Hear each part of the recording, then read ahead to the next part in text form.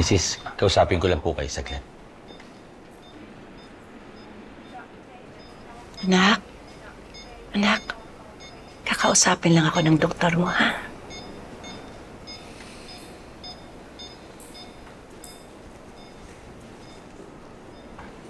Yes, Mrs. Cruz, based po sa initial test namin, may possibility po na nagkaroon ng pulmonary hypertension ang anak ninyo. Ano po yun? Na-overload ng dugo yung baga niya dahil sa butas ng puso niya. Kailangan niya pong maoperahan kaagad. Po? Hindi po namin alam kung saan po kami hahanap ng ganung halaga. Baka naman po meron kayong mahingan ng tulong na kamag-anak or charity. Ang kailangan lang po makapag-desisyon kayo as soon as possible. Excuse me po.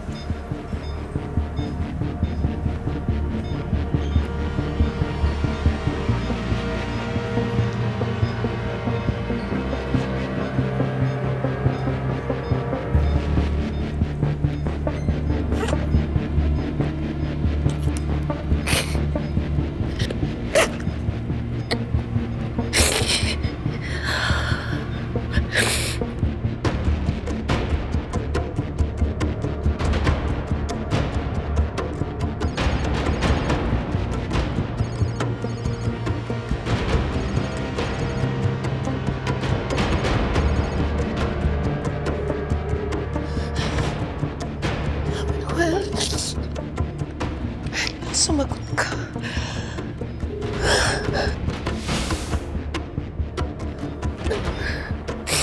Ano ba't hindi ka sumasagot?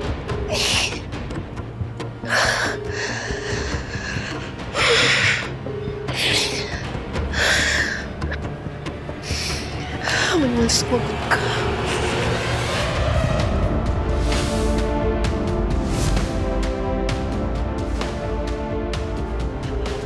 Sumagot ko. Sumagot ka.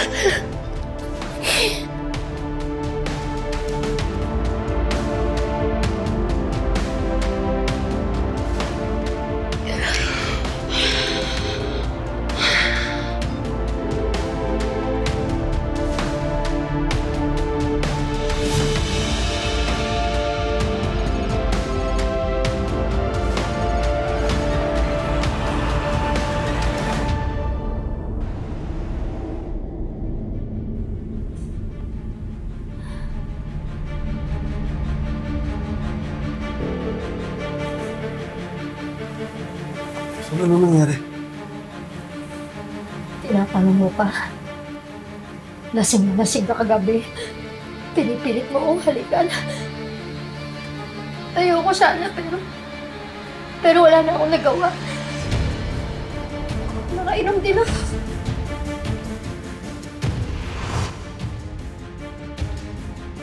Ayan, I think you have to Ano ka ba? Konti lang. Oh, okay ka pa ba? Hilo na ako. Grabe ka naman. Ilan pa lang naman yan naman. Isang patawarin mo ako.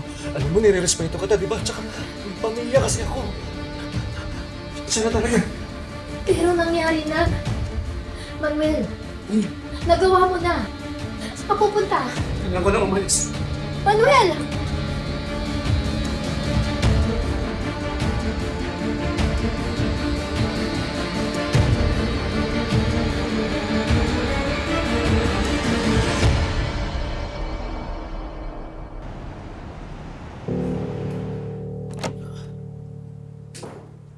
Bakit ngayon ka lang? Kanina patawag ng tawag yung asawa mo sa'yo. Pati si Pax tinatalakan ako, hindi ka raw mahagilap. Ano ba nangyari? Bakit daw tumawag si Pelma? Si Andrea.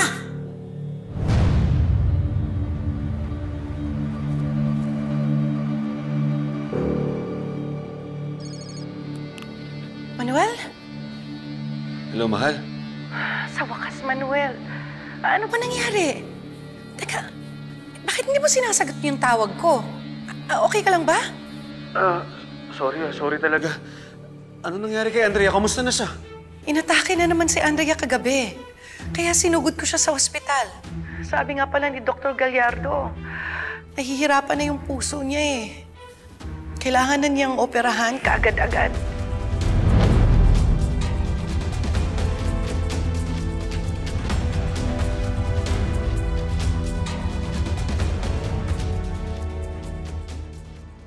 Oh my God, Fred! Ito ba yung sinasabi mo may makakatulong ko sa baby mo?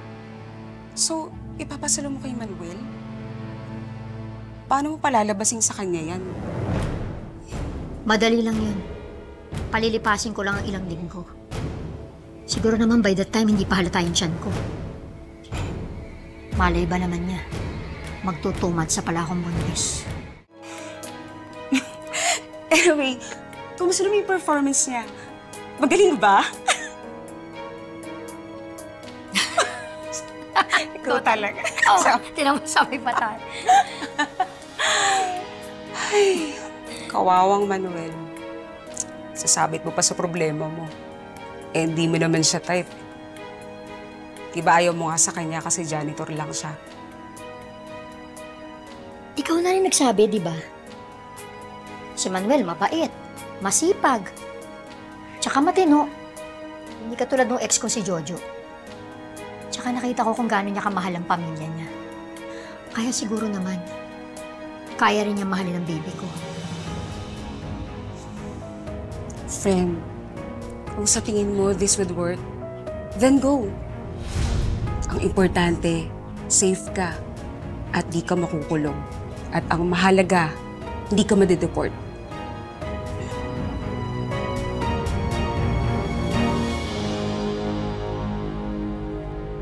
على فكرة امتى بتبدا الندوة؟ الساعة 9 صباحا وباقي عندنا وقت كافي لتفحص مرضانا، ما عليك.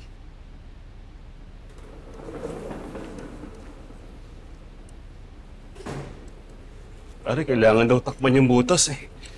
Kung hindi, tataas yung presyon sa baga. Pag nangyari yun, mahihirapan ang gumaling yung anak ko. Posible niya daw ikamatay. Pare, ayoko mawala yung anak ko. Hindi mawawala yun, pare. Hindi mawawala anak mo. Pagtutulong-tulungan natin para makakalap tayo ng pera. Si Paz, may alam na charity yun. Doon, pwede siyang humingi ng tulong. Yung pangayasang nakakahiya eh.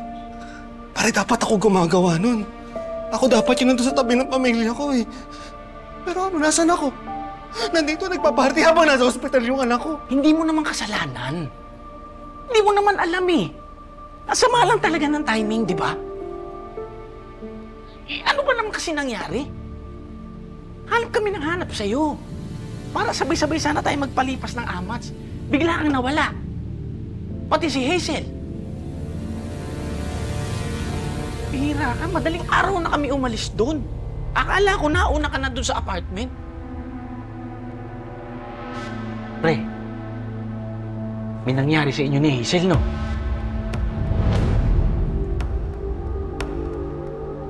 Sa pangayan eh. Hindi ko naman sinasadya yun eh. Lagot ako pag nalaman yun ni Pelma. Anong nalaman? Bakit? Bakit mo ipapaalam? Ano ka ba naman? Pre, hanggat walang nalalaman yung asawa mo, hindi yun masasaktan. Tingnan mo ko, okay kami ni Paz. Kasi nag-iingat ako. Magkaiba naman tayo.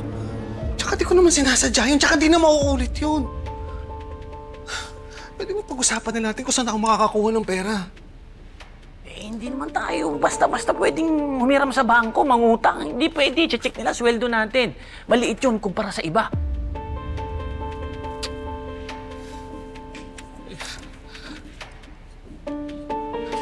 Eh, kung manghiram kaya ako sa agency.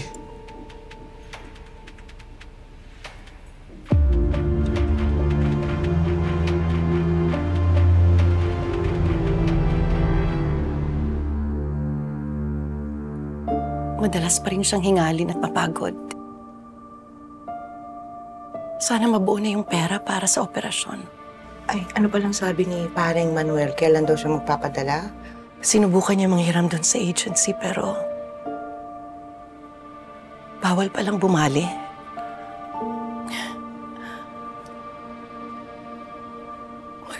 nag-aalala ako.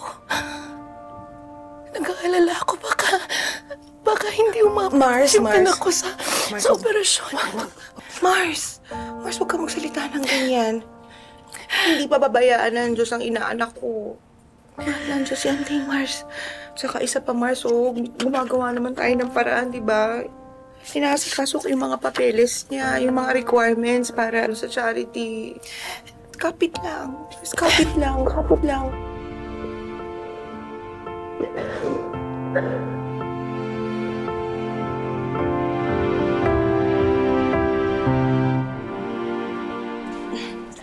Pasensya ka na dito, Manuela. Tulong para sa pamilya mo. Maraming salamat. Shukran. Banta, bahala, Banta. Shukran. I hope this is helping for your family. Okay, okay. Shukran. Maraming salamat ha. Malaking tulong to para sa operasyon ng anak ko. Tsaka pasensya na kayo sa abala ha. Ano ka ba, Manuel? Wala yun. Hindi ka na iba sa amin. Sino pa ba magtutulungan kung di tayo magkababayan, di ba? Kung mag-alala, kakausapin ko rin yung mga doktor sa kabilang unit. Mag-aambag din yung mga yun. Maraming salamat. Sige, alis na ako.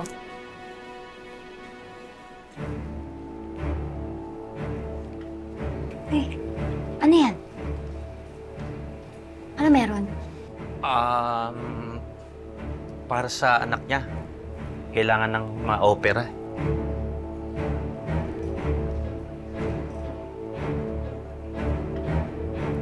Ba ito? Hindi na. Huwag na, Hazel. Huwag na. Gusto ko makatulong. Sige, mauna na kami ha.